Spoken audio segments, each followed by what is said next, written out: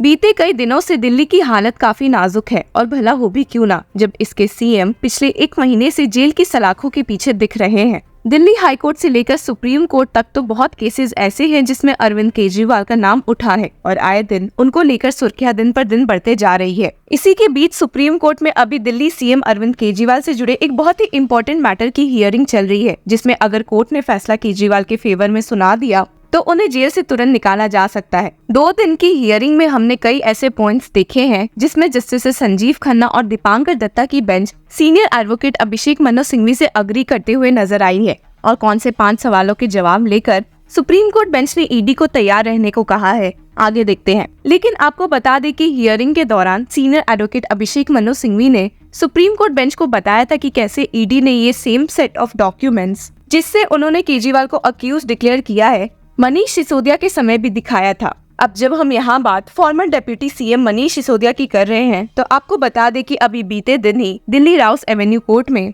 Justice Kaveri Baweja ने सिसोदिया की second regular bell plea को रिजेक्ट करके एक बहुत बड़ा झटका उन्हें दे दिया है। जी हाँ, आपने सही सुना। उल्टा स्पेशल जज कावेरी बवेजा ने तो अपने ऑर्डर में कह दिया है कि मनीष सिसोदिया इस केस में डिले करने की कोशिश कर रहे हैं। She stated, in the light of the above observations, based on record of the case, it is thus apparent that the applicant Sisodia, individually and along with different accused, have been filing one or the other application, making oral submissions frequently, some of them frivolous, that too on a piecemeal basis, apparently as a concerted effort for accomplishing the shared purpose of causing delay in the matter। अब चलिए उस point पर focus करते हैं जब senior advocate Singhvi ने supreme court bench को सिसोदिया से जुड़ी खबर दी थी और उस पर जस्टिस खन्ना का क्या रिएक्शन था। सीनियर एडवोकेट अभिषेक मनु सिंघवी ने कहा था कि सिसोदिया के केस में भी सुप्रीम कोर्ट बेंच को ईडी के फेवर में कुछ नहीं मिला था and stated, Sisodia was 1 step closer, same documents, same 23 statements, only name is different. Till the point I have read judgment,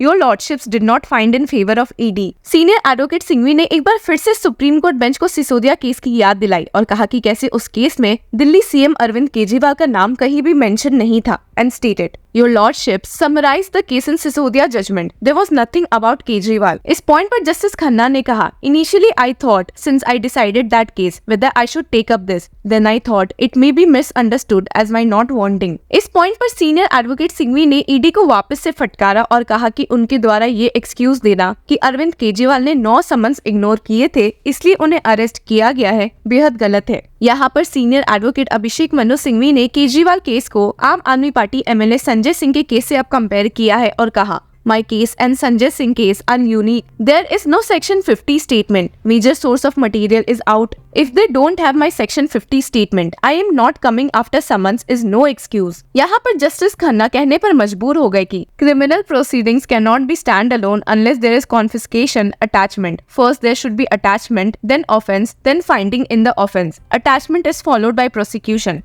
As per Vijay Madan Lal Chaudhary, this was the scheme। यहाँ पर senior advocate Abhishek Manu Singhvi ने supreme court bench को बताते हुए कहा कि ED द्वारा उठाए गए सारे कदम गलत है, टाइमिंग ऑफ अरेस्ट से लेकर इलीगल अरेस्ट तक, और एक सेंट्रल एजेंसी को ये सब हरकतें शोभा नहीं देती।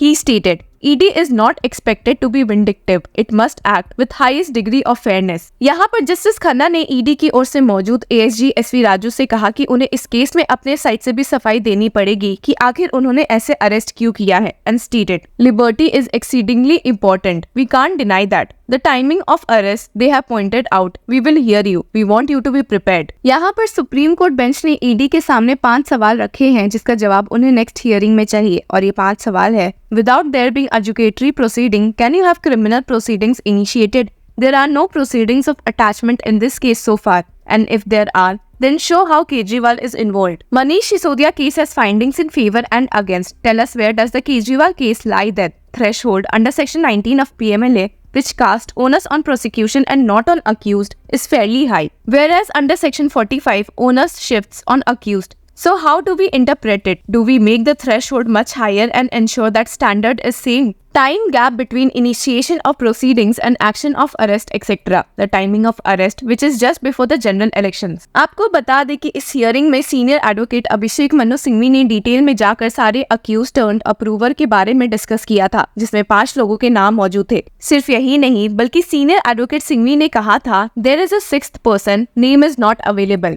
जिस पर जस्टिस खन्ना पूछने पर मजबूर हो गए, Where do we get that? जिसका जवाब देते हुए सीनियर एडवोकेट सिंघवी ने कहा, फाउंड फ्रॉम अटैचमेंट ऑर्डर। अब एक एक करके देखते हैं कि सीनियर एडवोकेट सिंघवी ने सारे अप्रूवर के बारे में क्या बोला है। एमएसआर और उनके बेटे राघव रेड्डी के बारे में सीनियर एडवोकेट सिंघवी ने कहा है कि एमएसआर को फोर्स किया गया था दिल्ली सीएम अरविंद केजरीवाल के खिलाफ स्टेटमेंट देने पर उनके बेटे को अरेस्ट करके। And stated, MSR from YSR Congress, father of Raghav, was forced to make statement in lieu of bail of son. Raghav is arrested on 11 February. After arrest, father in March 23 states that he met petitioner in Delhi for charitable land purposes. 5 months down the line, due to son's continuous incarceration, father broke down to secure no objection for son's bail. On 16-17 July, MSR gave statement seeking to implicate Kejriwal. It contradicted earlier statement. Son Raghav granted bail the very next day. अब आगे इस case में राघव रेड्डी के involvement के बारे में senior advocate Singhvi ने कहा कि जेल से निकलने के बाद वो भी अपनी फादर की ही बोली बोल रहे थे। And stated, he gets interim bail in July.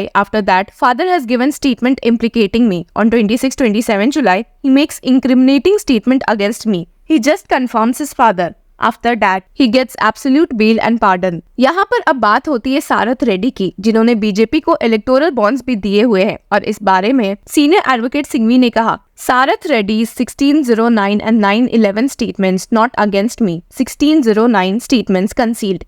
9 statements he makes after arrest. Not a single allegation against me. Over a span of 1 year, can you conceal this 9 statements? Senior advocate Singhvi ने इल्जाम लगाया है कि ED ने ये सारे evidence छुपाए हैं और उन्हें फटकारते हुए कहा, this is very serious, not put in any prosecution complaint. ED could have said we don't rely on the statements. It is not to decide whether statement is relevant. There is admission of concealment. अब बारी आती है बुच्ची बाबू की, जिसके बारे में senior advocate Singhvi ने स्टेट किया, His statement is complete hearsay and cannot be accepted as relevant. It was given in CBI custody to escape ED arrest. He is the only member of South Group who has not been arrested by ED despite being accused in CBI case. और वहीं अब आते हैं सी अरविंद पर, जिसके बारे में senior advocate Singhvi ने कहा है, His statement does not connect Kejriwal to proceeds of crime. If a person states that a file was given to a minister in presence of chief minister, it is not enough to implicate the chief minister under section 3 PMLA. यहाँ पर senior advocate Singhvi ने विजय नायर की बात की, जिसे अरविंद केजरीवाल का करीबी कहा जाता है। Senior advocate Singhvi stated, Vijay Nair on behalf of Kejriwal receives kickbacks. How is their projection? Use under section 3. Nair was arrested in November 2022. And I am arrested in March 2024. No explanation for not arresting during this time. अगर आपको ध्यान ना हो तो आपको बता दें कि यहाँ हम सीनियर एडवोकेट अभिषेक मनु सिंघवी द्वारा लड़े जा रहे उस केस की बात कर रहे हैं, जिसमें दिल्ली हाईकोर्ट में जस्टिस स्वर्णकांत शर्मा के उस फैसले को चैलेंज किया गया है, जहां उन्होंने ये पाया था कि ईडी के एविडेंसेस के according Arvind Kejriwal Delhi excise policy scam में मिले हुए हैं। तो ईडी द्वारा अरेस्ट और रिमांड गलत नहीं है। अब देखना बस ये है कि ईडी अपने डिफेंस में क्या जवाब लेकर मौजूद रहती है। Till then keep following law चक्रा।